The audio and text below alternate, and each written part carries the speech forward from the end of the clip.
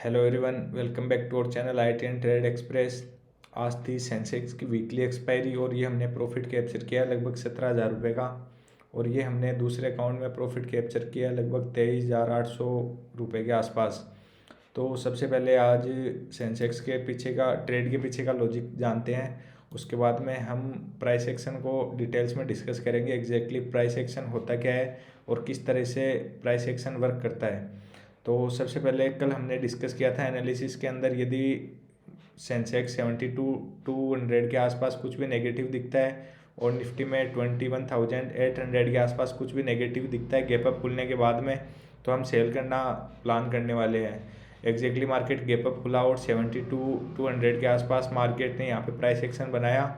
जब यहाँ पे प्राइस एक्शन बनाया तो मैंने यहाँ पे कुछ कॉल को राइट कर दिया। उसके बाद में डे एंड तक वो लगभग उसका पूरा प्रीमियम डिके हो गया, तो वो हमने पूरा मोमेंटम कैप्चर कर लिया।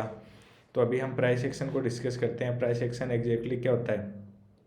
जैसा कल हमने डिस्कस किया था, यदि मार्केट गैप अप ओपन होता है तो हम वेट करने वाले हैं 72,200 के आसपास। यहाँ से लास्ट टाइम शार्प सेलिंग आना स्टार्ट हुई थी, आप लोगों को दिखाई दे रहा होगा।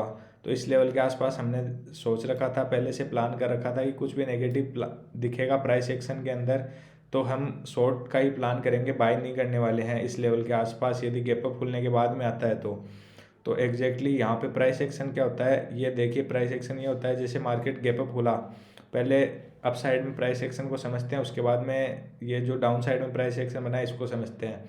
तो यहाँ पे मार्केट गैप अप खुला, गैप अप खुलने के बाद में ये आपको ग्रीन कैंडल दिख रहा होगा, यहाँ पे बायर्स एंटर हुए। उसके बाद में कुछ सेलिंग आई, तो ये जो स्विंग बनी है यहाँ पे एक ग्रीन कैंडल बन चुकी है, उसके बाद में सेलिंग आई है। तो जब भी मार्केट इस स्विंग को निकालेगा, मीन्स जो ये रेड कैंडल बनी है उसके पहले जो ग्रीन कैंडल थी उसके ऊपर जब भी मार्केट निकलना स्टार्ट करेगा तो वो एक प्राइस एक्शन बन चुका है कि यहाँ पे जो भी सेलर्स थे उनको डिफीट कर चुका है मार्केट और ऊपर की तरफ निकल चुका है, मतलब बायर्स स्ट्रॉन्ग है। तो ये प्राइस एक्शन होता है। यहाँ पे आप फिर से देखोगे ऊपर गया मार्केट, फिर यहाँ पे कुछ सेलर्स आए, फिर से मार्केट ऊपर की तरफ निकल गया, तो फिर से यहाँ पे एक बाइंग के लिए प्राइस एक्शन दिखा क्लियरली। तो इस तरह से प्राइस एक्शन बनता है, अपने प्रीवियस स्विंग को तोड़ते हुए चलता है अप साइड या डाउन साइड। और तो वो हमें प्राइस एक्शन क्लियरली दिखाई दे जाता है। वो हम 5 मिनट और 15 मिनट में भी कंसीडर कर सकते हैं, डेली कैंडल में भी कंसीडर कर सकते हैं, वीकली में भी कंसीडर कर सकते हैं। बट इंट्राडे के लिए 15 मिनट सबसे बेस्ट रहता है। और यदि आप पोजिशनल काम कर रहे हो तो फिर डेली और वीकली टाइम फ्रेम में आप स्विच कर सकते हो। यहाँ पे प्राइस एक्शन किस तरह से दिखा है, यहाँ पे जो ये कैंडल बनाया था मॉर्निंग के अंदर, यहाँ पे ये कैंडल बनाया था। उसके बाद में जब यदि मार्केट यहाँ पे वेट करता, वेट करने के बाद में यहाँ पे होल्ड करता और ऊपर की तरफ ब्रेकआउट देता तो हम मार्केट को सेल नहीं करते। लेकिन यहाँ पे क्या हुआ कि मार्केट वेट किया और नीचे के साइड में ये आप लोगों को दिख रहा होगा, यहाँ पे एक स्विंग बना, नेगेटिव कैंडल बनी, पहले 3 ग्रीन कैंडल बनी, उसके बाद एक नेगेटिव कैंडल बनी, उसके बाद में फिर से एक ग्रीन कैंडल बनी। तो यहाँ पे एक स्विंग बन चुका था, अप साइड के लिए ये स्विंग था, डाउन साइड के लिए ये स्विंग था कि अब ऊपर की तरफ निकलेगा तो भी ब्रेकआउट है, नीचे की तरफ निकलेगा तो ब्रेकडाउन है, क्लियर कट। तो यहाँ पे एक नेगेटिव कैंडल बना, एक पॉजिटिव बना और उसके बाद में फिर से प्राइस एक्शन बना नीचे की तरफ। तो ये प्राइस एक्शन होता है। यहाँ पे प्राइस एक्शन के साथ ही मैंने एंटर कर लिया था ट्रेड के अंदर। उसके बाद में ये मोमेंटम पूरा कैप्चर किया। यहाँ पे एक बार के लिए पोजीशन को मैंने निकाल दिया था क्योंकि फिर से प्राइस एक्शन दिख रहा था कि कुछ पॉजिटिव बन रहा है। जब इस स्विंग को क्रॉस करना स्टार्ट किया समवेयर इस लेवल पे मैंने पोजीशन को निकाल दिया था। अदरवाइज़ प्रॉफिट कुछ 2-4 हज़ार रुपये और एक्स्ट्रा होता, बट जब भी प्राइस एक्शन में नज़र आता है तो मैं अपनी पोजीशन को एग्जिट कर देता हूँ। आप प्रीवियस चार्ट में भी देख सकते हो इस चीज़ को। डेली टाइम फ्रेम पे हम समझने का ट्राई करते हैं, डेली टाइम फ्रेम में प्राइस एक्शन थोड़ा इजीली समझ में आ जाएगा। तो यहाँ पे आप लोगों को दिखाई दे रहा होगा कि ये आप लोगों को दिखाई दे रहा होगा। लेट सपोज कि यहाँ पे मार्केट आया, लेट सपोज डाउन साइड में मार्केट आया, डाउन साइड आने के बाद में जब भी कंटिन्यूस 2 या 3 रेड कैंडल बन जाए या फिर उसके बाद में जब भी ग्रीन कैंडल बनती है उसके बाद में एक सेलिंग आती है। लेट सपोज यहाँ पे सेलर्स आए, सेलर्स के बाद में ओबियसली यहाँ पे बायर्स आने वाले हैं। बायर्स आएंगे तो जितने लोगों ने भी यहाँ पे सेलिंग मिस की होगी वो लोग कहीं ना कहीं सेल करने वाले हैं, तो वो लोग सेल करेंगे, राइट। फिर उसके बाद में यदि बायर्स यहाँ पे स्ट्रॉन्ग होंगे तो वो अपने इस लेवल को डिफेंड कर जाएंगे जहाँ से उन्होंने लास्ट टाइम बाइंग करना स्टार्ट की थी। और जो सेलर्स ने यहाँ पे सेलिंग करना स्टार्ट की थी इस लेवल के ऊपर ले जाएंगे। तो जब भी मार्केट लास्ट सेलर्स के स्विंग के ऊपर निकलेगा तो वो एक क्लियर कट प्राइस एक्शन है। यहाँ पे भी आप लोग देख सकते हो, नीचे आया मार्केट, यहाँ पे स्विंग बनाया, उसके बाद में मार्केट नीचे आया, नए सेलर्स ऐड हुए, उसके बाद में जब मार्केट ने ब्रेकआउट दिया एक प्राइस एक्शन के साथ में तो काफ़ी अच्छा मोमेंटम हमें अपसाइड में देखने के लिए मिला।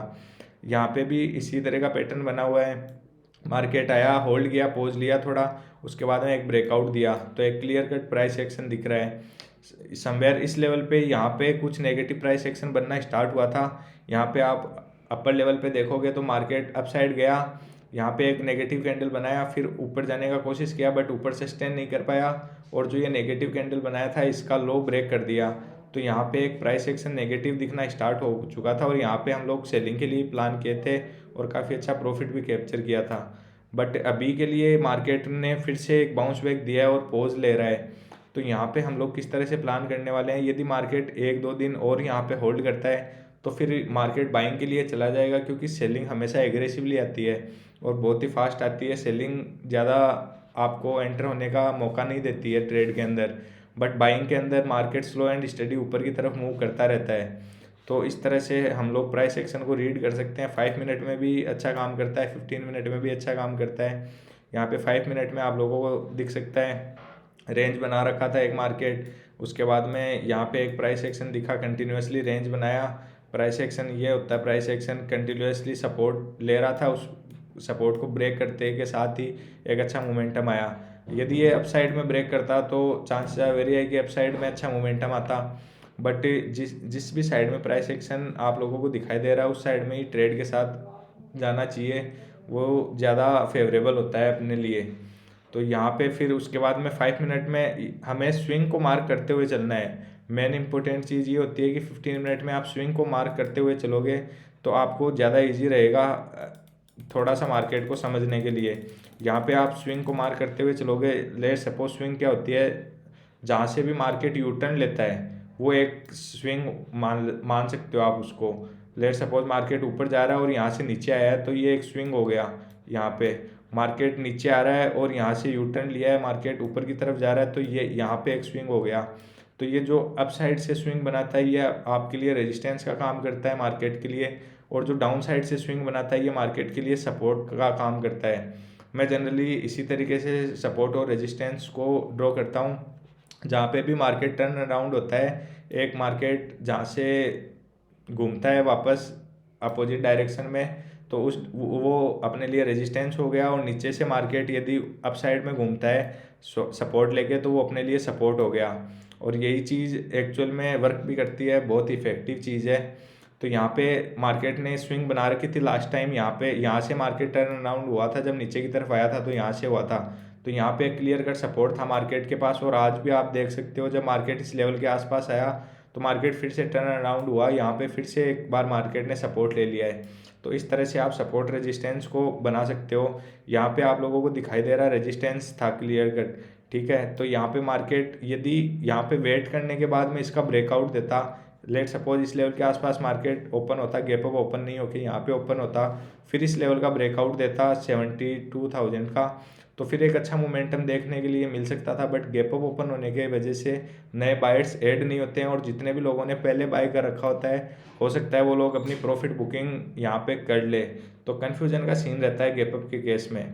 तो यहाँ पे एग्जैक्टली रेजिस्टेंस के आसपास ही मार्केट ने होल्ड किया है, क्लोजिंग दी है और सपोर्ट से सपोर्ट लिया है। तो इस तरह से आप लोग सपोर्ट रेजिस्टेंस को इजी वे में समझ सकते हो। यहाँ पे प्रीवियसली भी आप देख सकते हो मार्केट ने यहाँ पे एक रेजिस्टेंस बनाया था, उसके बाद में जब भी मार्केट फर्स्ट टाइम आता है रेजिस्टेंस के आसपास तो यहाँ पे थोड़ा सा पॉज लेता है, थोड़ी सी एग्रेसिवली सेलिंग भी दिखाई दे सकती है।